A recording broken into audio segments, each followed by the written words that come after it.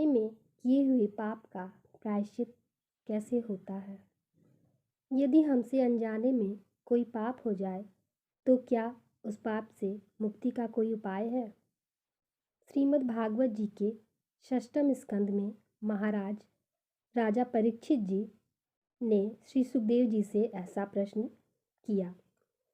वे बोले, भगवान, आपने पंचम स्कंद में जो नरकों का वर्णन किया है उसको सुनकर तो गुरुवर रोंगटे खड़े हो जाते हैं। मैं आपसे ये पूछना चाहता हूँ कि यदि कुछ पाप जो हमसे अनजाने में हो जाते हैं, जैसे चींटी मर जाती है, हम लोग श्वास लेते हैं तो कितने जीव श्वास के माध्यम से मर जाते हैं, भोजन बनाते समय लकड़ी जलाते हैं, उस लकड़ी में भी कितने जीव मर जाते हैं, और ऐसे कई पाप हैं जो अनजाने में हो जाते हैं। तो उस पाप से मुक्ति का क्या उपाय है?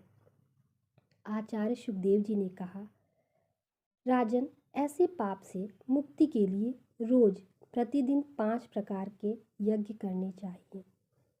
महाराजा ने कहा, भगवान, एक यज्ञ यदि करना पड़ता है तो सोचना होता है, आप 5 यज्ञ के लिए कह रहे हैं।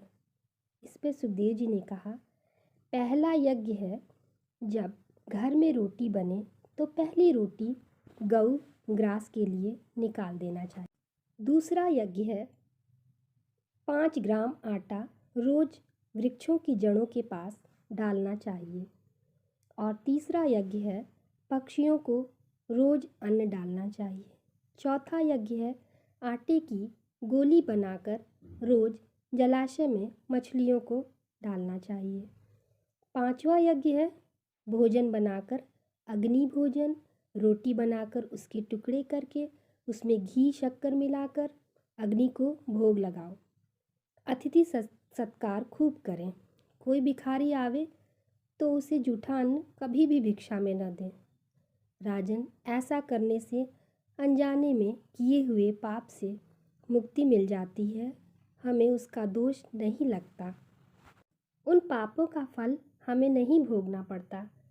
राजा ने पुनः पूछा, भगवान, यदि गृहस्थ में रहकर ऐसे यज्ञ न हो पावे तो और कोई उपाय हो सकता है? तब यहाँ पर सुखदेव जी कहते हैं, नरक से मुक्ति पाने के लिए हम प्रायश्चित करें। कोई व्यक्ति तपस्या के द्वारा प्रायश्चित करता है, कोई ब्रह्मचर्य का पालन करके प्रायश्चित करता है, कोई व्यक्ति यम नियम आसन के द्वारा प्रायश्चित करता है। लेकिन मैं तो ऐसा मानता हूँ राजन, केवल हरि नाम संकीर्तन से ही अनजाने में किए हुए पाप नष्ट हो जाते हैं। इसलिए हे राजन, श्वास श्वास पर कृष्ण भजी, वृथा श्वास जनि खोए, न जाने या श्वास की आवन होए न होए। अर्थात किसी को पता नहीं है कि जो श्वास अंदर जा रही है वो लौट कर वापस आएगी कि नहीं। इसलिए सदैव हरि का नाम जपते रहो।